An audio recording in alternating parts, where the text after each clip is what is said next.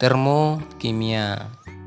Indikator pertama yang diharapkan bisa kita kuasai setelah belajar bab termokimia ini yaitu kita harus bisa menjelaskan hukum atau asas kekekalan energi, membedakan antara sistem dengan lingkungan, kemudian kita juga harus bisa membedakan reaksi eksoterm dengan reaksi endoterm.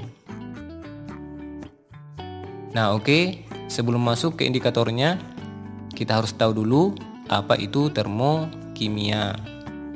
Nah oke, kita lihat berdasarkan katanya, termo ini artinya suhu atau kalor, sedangkan kimia itu sendiri bisa diartikan sebagai reaksi kimia.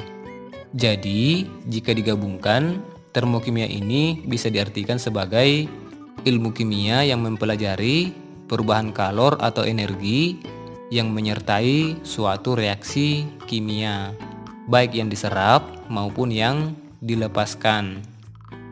Nah, karena di sini kita berbicara tentang kalor atau energi, termokimia ini itu didasari oleh hukum pertama termodinamika yang berkaitan dengan hukum atau asas kekekalan energi, di mana bunyinya yaitu energi itu tidak dapat diciptakan atau dimusnahkan, tetapi dapat diubah dari bentuk energi yang satu ke bentuk energi yang lain. Perlu dicatat juga, energi ini nilainya tidak dapat diukur atau ditentukan secara pasti. Yang bisa ditentukan itu hanya perubahannya saja, yaitu dari keadaan awal dan keadaan akhirnya. Sehingga persamaannya bisa kita tuliskan delta E sama dengan energi pada keadaan akhir dikurang energi pada keadaan awalnya. Nah oke, sebelum kita membahas lebih jauh tentang energi atau perubahan energi ini, kita bahas terlebih dahulu indikator kedua, yaitu kita harus bisa membedakan antara sistem dengan lingkungan. Oke, apa itu sistem dan apa itu lingkungan? Sistem ini bisa kita artikan sebagai segala sesuatu atau aspek yang menjadi pusat perhatian, sedangkan lingkungan itu merupakan segala sesuatu atau semua yang berada di sekitar sistem. Sebagai contoh, sistem dengan lingkungan ini, jika ada air panas di dalam gelas atau wadah seperti ini, nah yang bertindak sebagai sistem di sini yaitu airnya, sedangkan lingkungannya yaitu segala sesuatu atau semua yang berada di sekitar air tersebut. Bisa udara, bisa juga tangan yang menyentuh gelas atau wadahnya. Kemudian, antara sistem dengan lingkungan ini bisa terjadi yang namanya transfer atau perpindahan energi. Bisa dari sistem ke lingkungan, bisa dari lingkungan ke sistem. Nah, berdasarkan interaksinya dengan lingkungan, sistem ini dibagi menjadi 3, yaitu yang pertama, sistem terbuka. Pada sistem terbuka ini, itu memungkinkan terjadinya pertukaran kalor dan materi antara sistem dengan lingkungan. Kemudian yang kedua, sistem tertutup. Pada sistem tertutup ini, itu memungkinkan terjadinya perpindahan kalor antara sistem dengan lingkungan. Akan tetapi, tidak terjadi yang namanya pertukaran materi. Kemudian yang ketiga atau yang terakhir, sistem terisolasi atau tersekat. Nah, pada sistem ini itu tidak memungkinkan atau tidak mungkin terjadi pertukaran kalor dan materi antara sistem dengan lingkungan. Sebagai contoh, coba kita perhatikan air panas yang berada dalam wadah yang berbeda berikut. Kita lihat wadah pertama itu terbuka sehingga memungkinkan uap air untuk keluar ke lingkungan. Begitu juga udara di lingkungan yang bisa masuk ke sistem. Nah, inilah yang dimaksud dengan sistem terbuka. Sedangkan wadah yang kedua itu wadahnya tertutup sehingga tidak memungkinkan uap air atau udara keluar atau masuk ke sistem. Akan tetapi, wadahnya dengan lingkungan ini itu bisa terjadi yang namanya pertukaran kalor. Contohnya, jika wadahnya disentuh, maka wadahnya itu akan terasa hangat atau panas. Itu menandakan adanya pertukaran kalor antara sistem dengan lingkungan. Kemudian wadah yang ketiga, air panas yang ditempatkan di dalam termos. Ini boleh dikata tidak terjadi atau tidak mungkin terjadi perpindahan kalor atau materi antara sistem dengan lingkungan karena sistemnya itu terisolasi atau tersekat.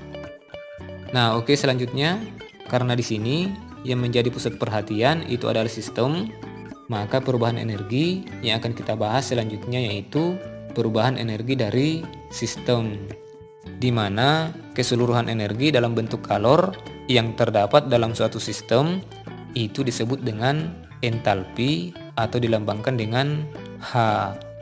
Nah, sama dengan energi, entalpi ini nilainya tidak bisa diukur atau ditentukan secara pasti.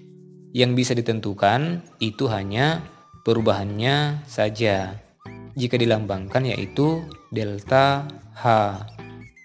Jika sebelumnya perubahan energi itu sama dengan energi pada keadaan akhir dikurang energi pada keadaan awal, maka untuk perubahan entalpi atau delta H ini itu sama dengan entalpi produk dikurang entalpi reaktan.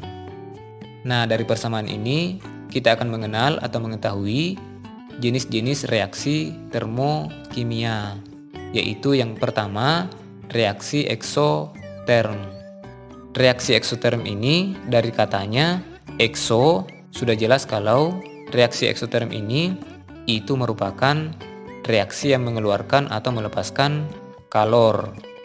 Kalor reaktan dan produknya kita gambarkan seperti ini, di mana reaktannya ini itu melepaskan kalor sebelum menjadi produk. Nah, sehingga bisa dipastikan kalor atau entalpi dari produk itu lebih kecil dibandingkan kalor atau entalpi dari reaktan. Nah, jadi entalpi reaktannya itu lebih besar. Sehingga delta H untuk reaksi ini di mana entalpi produk dikurang entalpi reaktan, nilainya itu akan bernilai negatif. Kemudian reaksi termokimia yang kedua yaitu reaksi endoterm.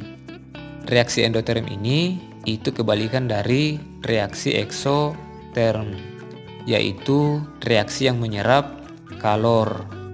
Kalor reaktan dan produknya kita gambarkan seperti ini, di mana reaktan ini sebelum menjadi produk itu menyerap kalor. Maka bisa dipastikan entalpi dari produk itu akan lebih besar dibanding entalpi reaktan. Sehingga nilai dari delta H-nya entalpi produk dikurang entalpi reaktan itu akan bernilai positif. Nah, oke, sebagai kesimpulan untuk reaksi eksoterm, karena nilai dari delta H-nya itu negatif, artinya sistem melepaskan kalor.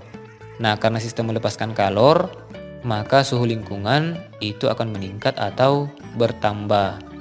Nah, cirinya ini jika disentuh, sistem akan terasa hangat atau panas. Kemudian untuk reaksi endoterm, karena nilai delta H-nya positif, artinya sistem menyerap kalor dari lingkungan. Nah, karena kalor dari lingkungan itu diserap oleh sistem, maka suhu lingkungan akan turun dan sistem akan terasa dingin jika disentuh. Nah, oke, sampai di sini apakah materi atau penjelasannya bisa dipahami? Jika belum, silahkan tinggalkan komentar bagian yang dirasa sulit dipahami. Dan sebagai uji coba untuk materi pengantar ini, silahkan dikerjakan beberapa soal berikut